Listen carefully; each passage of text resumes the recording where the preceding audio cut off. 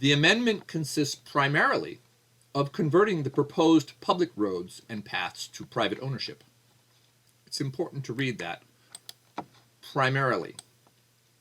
Is this true? We shall see.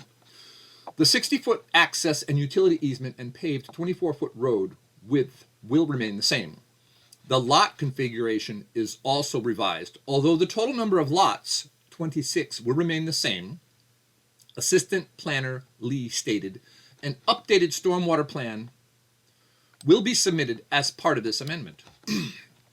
Project manager Darrin Eckman advised of the reasons for the changes in the road, the changes in the lot sizes and configuration, noting all the roadways will still be accessible to the fire department and all utilities will be in the right of way and accessible.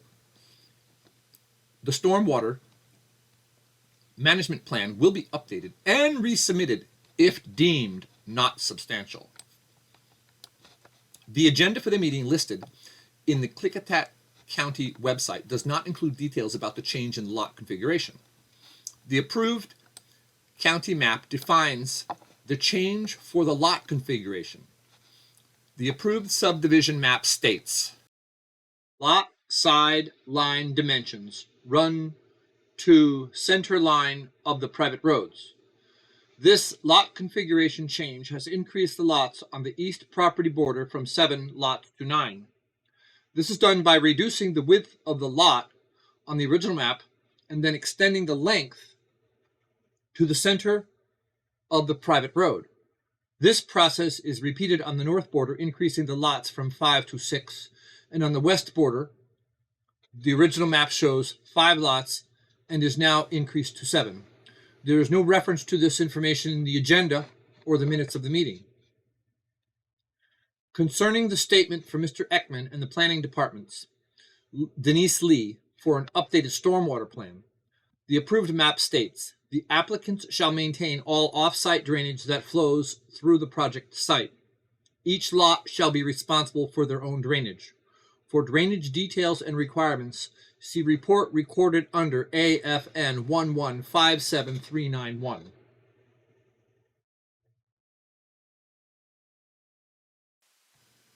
So, here is the county approved map from the website, and it shows 9 lots on the east border, 6 lots on the north border, and 1, 2, 3, 4, 5, 6, 7 lots excuse me, on the west border, and 3 lots in the middle with one huge lot of number 26.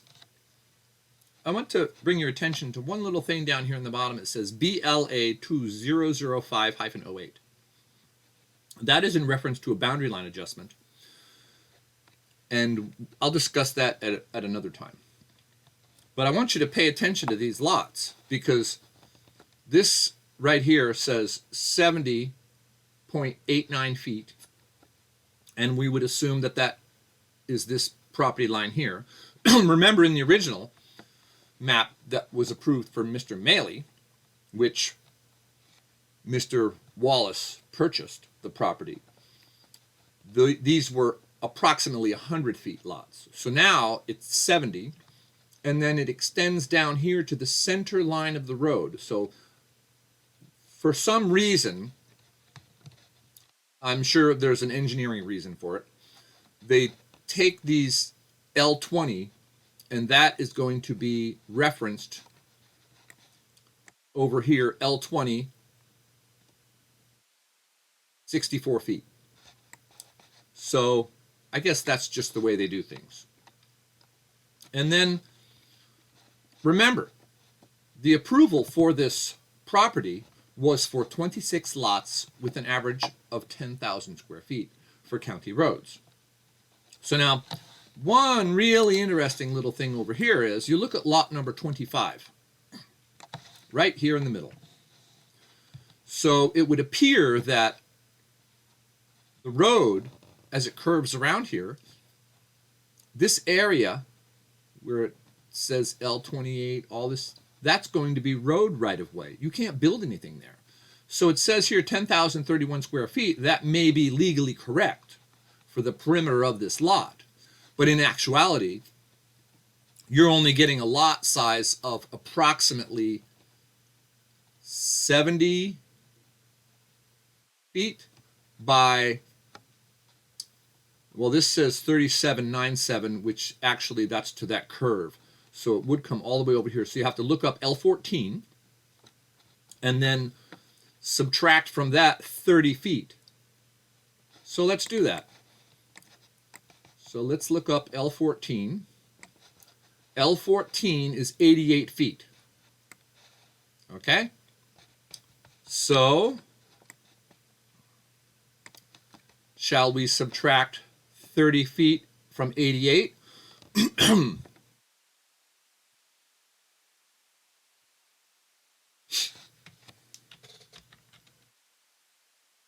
88 minus 30 equals 58. So this line here is approximately 58 feet times 70. Your lot here is approximately 4,060 square feet. According to the county regulations for residential 1, which is what this is zoned, 10,000 square feet, you can build 35% on your lot coverage. So if you were to take 4,060 square feet and take 35% of that, your house can only be 1,421 square feet. Not just your house, your garage, your outbuildings, that's it. So this is a very interesting concept. The question is it accurate? I mean, can it be done?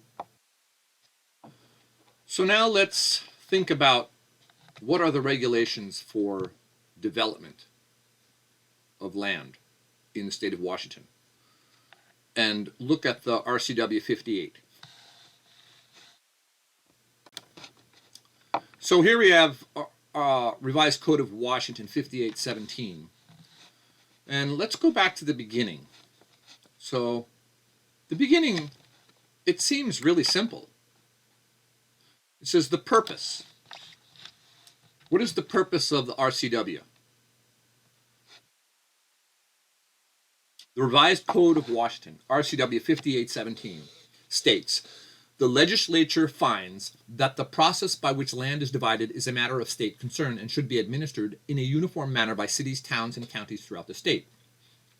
The purpose of this chapter is to regulate subdivision of land and to promote public health, safety, and general welfare in accordance with standards established by the state to prevent the overcrowding of land, to lessen congestion in the streets and highways, to promote effective use of land, to promote safe and convenient travel by the public on streets and highways, to provide for adequate light and air, to facilitate adequate provision for water, sewerage, parks and recreation, sites for schools and school grounds, and other public requirements, to provide for proper ingress and egress, to provide for the expeditious review and approval of proposed subdivisions which conform to zoning standards and local plans and policies, to adequately provide for the housing and commercial needs of the citizens of the state, and to require uniform